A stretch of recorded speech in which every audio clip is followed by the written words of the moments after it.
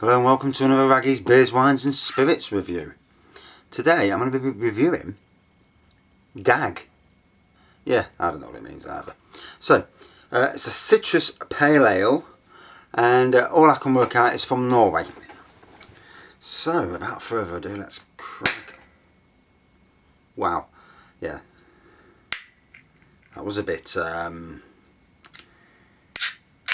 potent. Right, it's got one of them 360 degree can lids. Boy, did it go with a...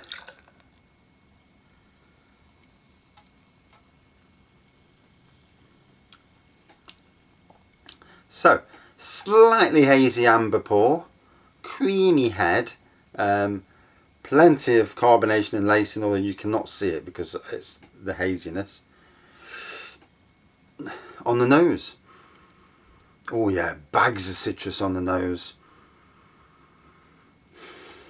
You know, orange, mandarin.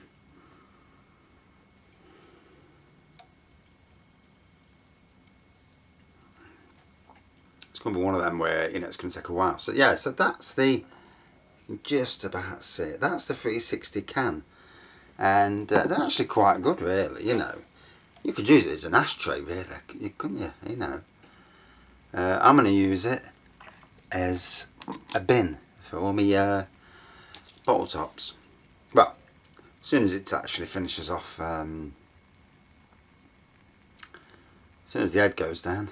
So what a difference in days. Yesterday, couldn't breathe, bitten to high heaven. I've got a bite here on my arms. Obviously, Drayton Manor, the mosquitoes or whatever they are that bite you, you know, they were giving it some.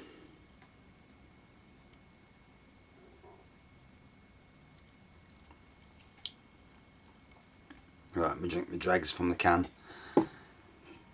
Yeah, and today, totally different day, a lot better though. You know, you can actually breathe in this temperature.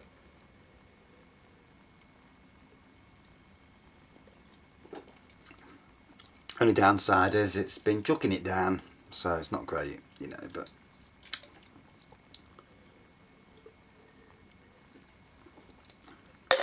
you can't win them all. So, I can't make out who brews it, because, to be honest, I can't read the writing. It's a bit dark in here. Doesn't really tell you a great deal. So 4%, so they're pretty much standard 4% for a lot of beers these days. Whether that's due to trying to keep under the radar of, you know, pricing for, you know, unit pricing. And it's still, so we're 3 minutes in there enough and it's still not gone down that much, but at least it's gone down.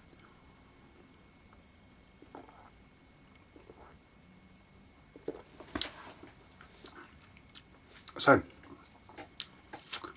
bags of citrus and hops on the taste, you know, it's certainly a nice pale ale, certainly delivers. I must have got this either from Waitrose or Marks and Spencer's. So you're looking at about £2.50.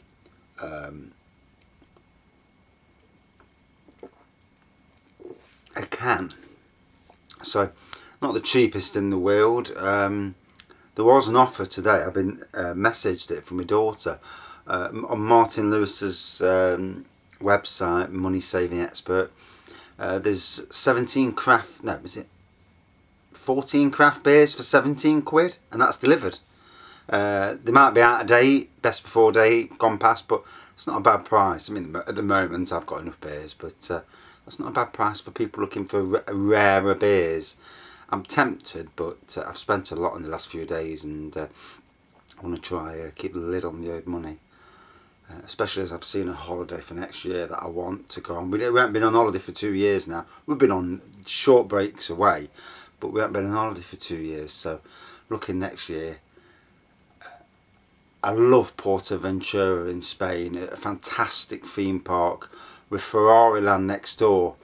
And, you know, you also got Costa Caribe, although it's always shut when we go in October. But yeah, the theme park, fantastic theme park.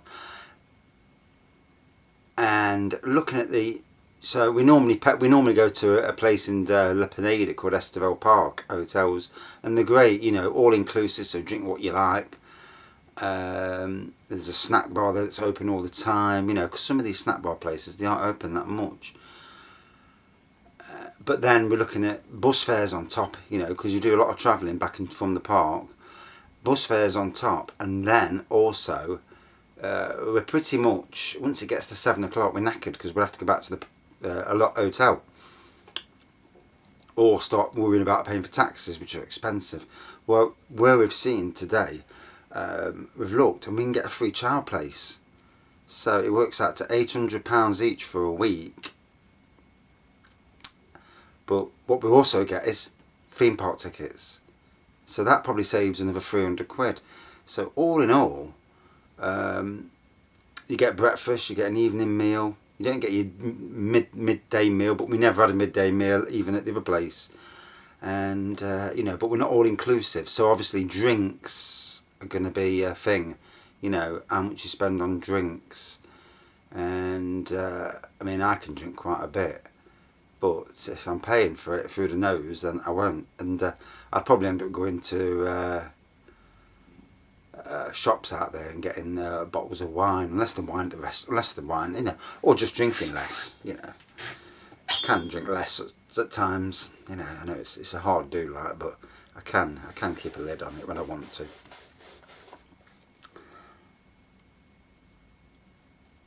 But the convenience of being on site, you know, a theme park hotel, so you just get up in the morning, get your breakfast, straight to the park. You're in the queues first because you're not waiting for buses, so you're there straight away. You haven't got an hour's travelling or whatever to get to the park. And you know, to get in the park as soon as it opens, or just walk in basically, that's a big push, big pull, you know, staying on site. So definitely something for me to think about, and to forego the all-inclusive, because obviously you go aboard for that all-inclusive, but these places don't do all-inclusive, so they're going to hit you for drinks. But it's only 7 days. I mean, if I spend £50 a day on drinks, you know, and that brings you up to the same price as I would have paid at the other place. But still, at the other place, you're still not on property, which does make a difference. Conundrums.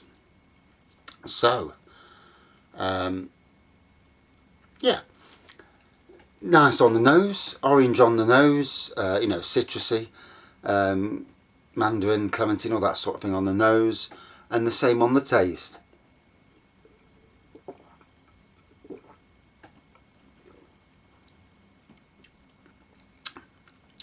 Very refreshing, very crisp on the palate. Yeah.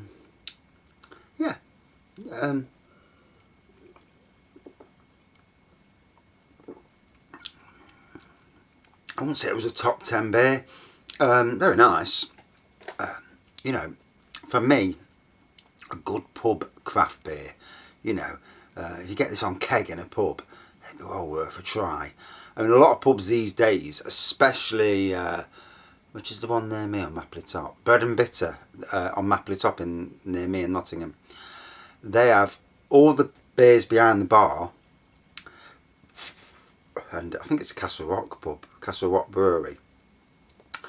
But they also have a fridge with a shed load of craft beers in. So if you want, you know, you can have the stuff on keg, or if you want something different, there's loads there.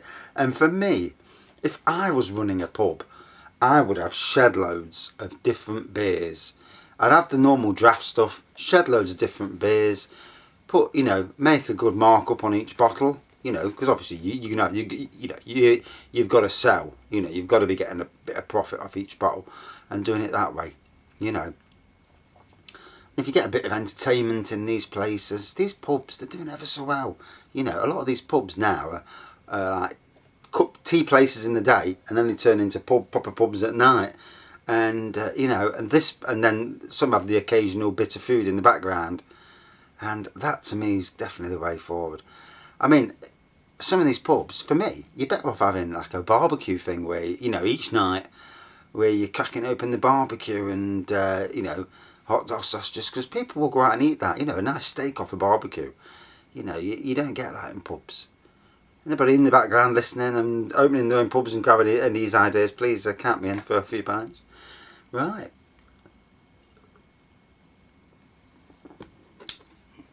It reminds me very much of the orange pale ales that Marston's brought out last year.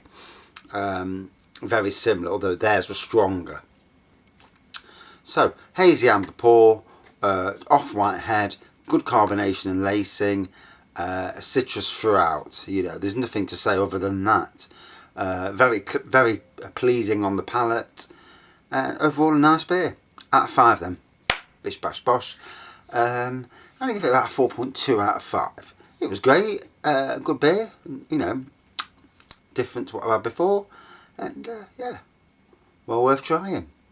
And can I remember where I got it from? No, I can't. And that's enough for this review. Thanks for watching, see you soon.